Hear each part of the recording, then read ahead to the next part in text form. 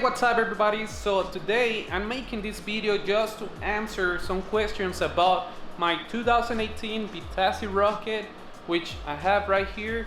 But before we start with the video, just let me clarify that I haven't done, or this scooter, I haven't finished working on it. There is a lot of things that I need to fix, which is I need to paint and grind down the welds of the frame.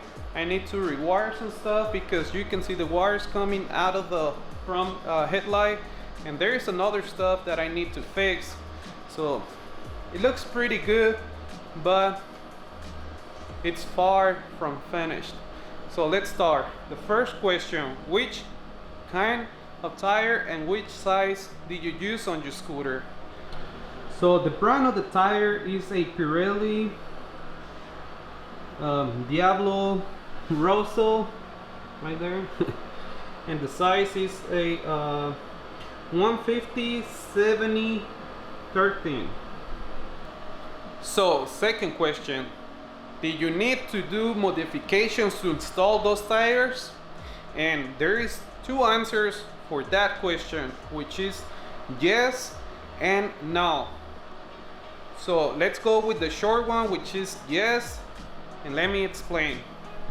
So if you want to install a 13-inch rim on your scooter, the only way you're gonna be able to do it is if you buy a you can buy the same size rim, but you need to buy a tire that is not so wide like this one, because this one is pretty wide. The original was like this wide.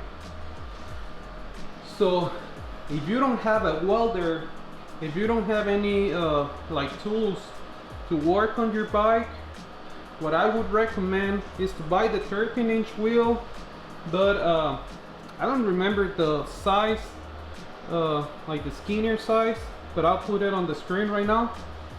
I recommend to buy this size of tire if you don't have, you know, any experience on building stuff, or you don't have the tools that you're required to build something like this.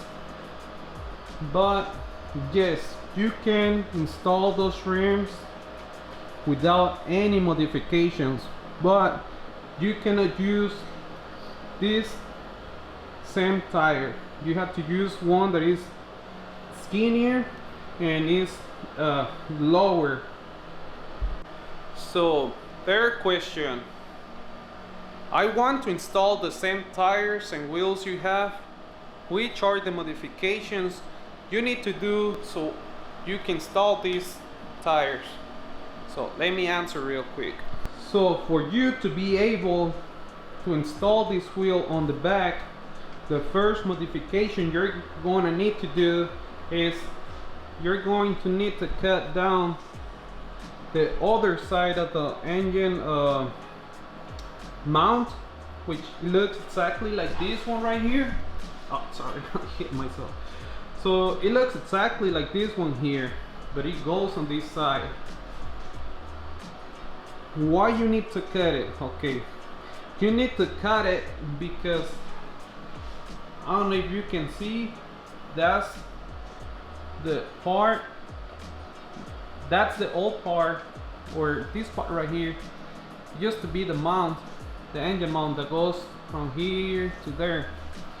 So, and if you can see, the tire goes all the way here and the mount is here. So you need to cut it in order to fit this tire, because it's so wide, and once you install it, it's gonna start rubbing on this side of the engine mount. So the second modification you're going to need to do is you're gonna need to buy a spacer. It's something similar to this one. It's not exactly like this, but it looks pretty similar, and I'm gonna put it on the description below, or I'm gonna put all the links to all the parts I use, so if you want to buy them, that way you can just click on them. But I'm just gonna use this as an example. So you need a spacer. Actually, you need two of those, and that spacer is gonna go between the rim and the drive shaft. I'm gonna call it the drive shaft. What I'm talking about is this part right here, the ones that hold the nut. So before you put the rim or you install the wheel, you're gonna put the spacer first, 2 spacers, then you're gonna install the wheel, and then you're gonna put the nut. So guys, the reason you need to buy a spacer like this one is because if you don't do it and you install the wheel without the spacer, the wheel is going to start rubbing against the engine case right here. As you can see, there is only, my whole finger doesn't fit here. It's like really little clearance. So I don't know if you're able to see right there, but there is not a lot of clearance between the engine case and the wheel. And believe me, if you don't put something like this, you're gonna see that your wheel is gonna start rubbing, and the engine case is gonna start to wear down. So that's the second modification. So okay, let's go to the third. 1, 2, 3. I don't know. It's third or fourth modification. I don't remember. But the next modification you're going to need to do is, this is one of the easiest modifications, but also it's one of the hardest. And why it's so hard to do this modification? Because once you do it, you cannot go back. And what I'm talking about is you're gonna need to cut the engine case. I don't know if you can see right here. I needed to cut this part right here, and it's kind of hard to see, but you need to cut whatever is sticking out from the engine case on this side, and you need to make it round like this. Why you need to do that? Because if you don't, the engine case is going to start rubbing against the tire right here. You see where the blue line is? That's where it's going to start rubbing. So if you want to install that tire, you need to cut this down no matter what. But there is another problem once you cut this down. When you cut this down, you're not able to put like the other side that holds the tire from here to here. You're gonna need to get rid of that, and if you get rid of it, you're not gonna have a place to hold your muffler. So what I did is, there was a piece of, I drilled between the dipstick and the engine case. I have to drill a hole, and I made this I don't know what's it called. I'm sorry guys. I don't remember what's it called in English.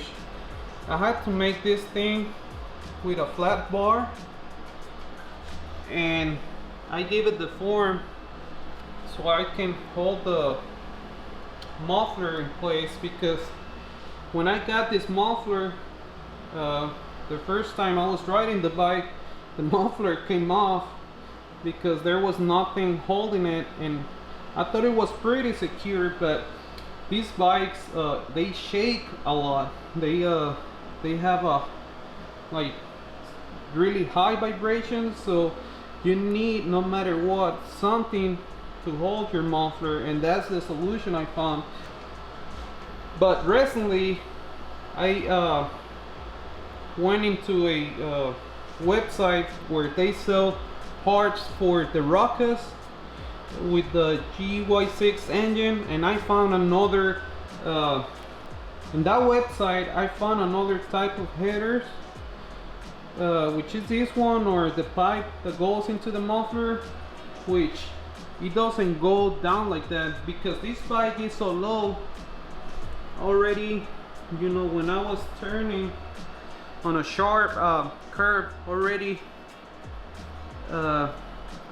did some damage. So if you lower your bike, you cannot use this type of header.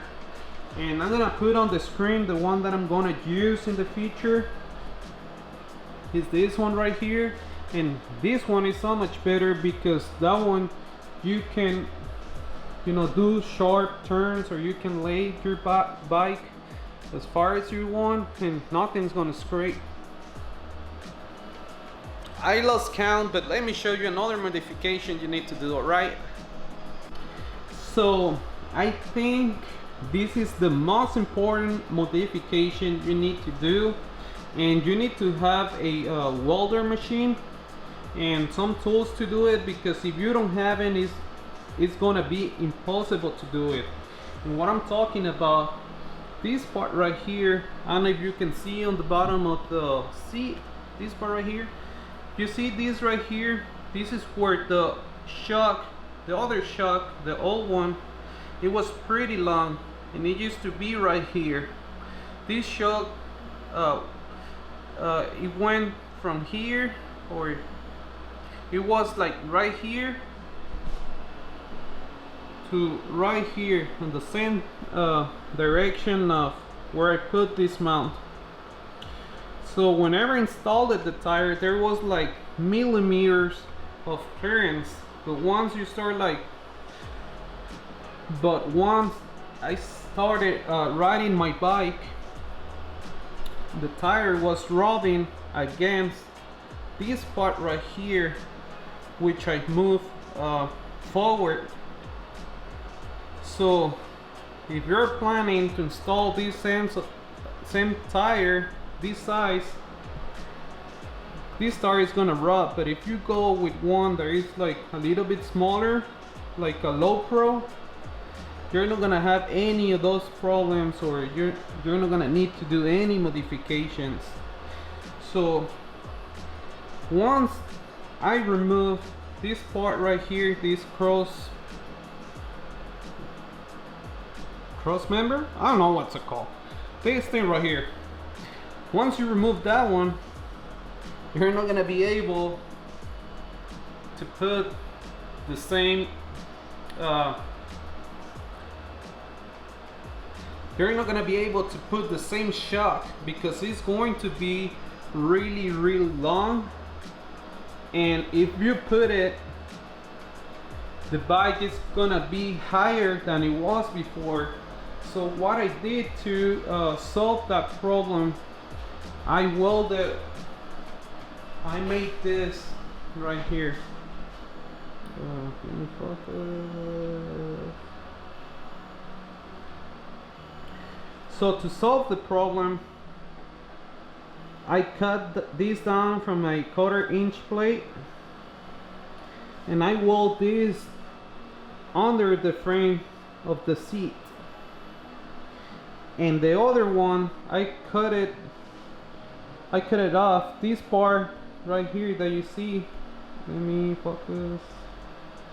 So this part that you see right here, it used to go right here. So I cut this part and I put it here. So this is not the original shock. And I know, guys, you're gonna laugh, you're gonna make fun of me, but this is a bicycle shock.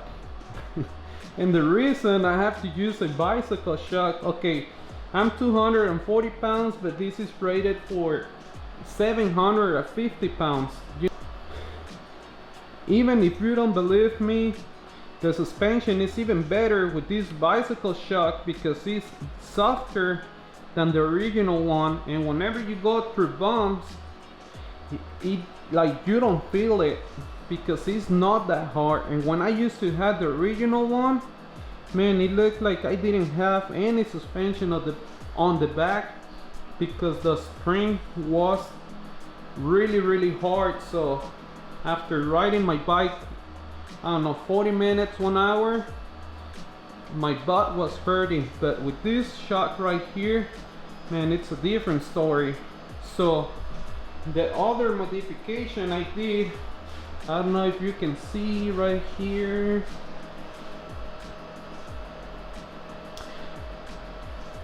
So the other modification I did was I had to extend the chassis or the frame of the bike 5 inches. This right here, this part right here, it used to be over here, so I cut this part and the other part on the other side, and I weld this under the seat. And to reinforce it, I put a 90-degree angle bar, this one right here in center, and I reinforced the frame of the bike and this thing right here, so that way whenever you jump or you know you're going at high speeds, this won't break off. That's why the bike it looks like this, because if I wouldn't stand the frame 5 inches, the tire wouldn't be like right here, and I think it makes it look like better now that it's a little bit stretched out or longer. So those are the modifications I did just to fit the tire. Well, I'm forgetting one, and the last modification I did, I'm sorry. So the last modification I did, you're gonna have to cut this part right here. You're gonna need to do a lot of cutting here on the bottom, because once you try to install this one, this plastic, the undertail plastic, you're not gonna be able to do it because the frame of the bike is not the same. So you're gonna have to cut it, but it's not something hard. That one is really easy to do. You just gotta be careful, because once you cut it, you're not gonna be able, if you cut it wrong, you're not gonna be able to put it back. So you need to do all that just to install that tire. Wait, I'm sorry. There is one last, I promise, one last modification, and the last one is that you need to buy a shorter drive shaft. I'm gonna call it drive shaft, guys. I don't know what's the name of it. What I'm talking about is this one right here. The other one used to be so long that it will stick out so much that it was impossible to put the rim, because when I was trying to install the wheel, because it was so crooked, the wheel was like, it was impossible. It wouldn't go in. So you need to buy one of these, which is a shorter. This is for the 50cc scooters, this part right here, but I'm gonna put it on the description below, and you're gonna need to buy it. It's like $10-12, and I don't know, it makes it look nice, I think.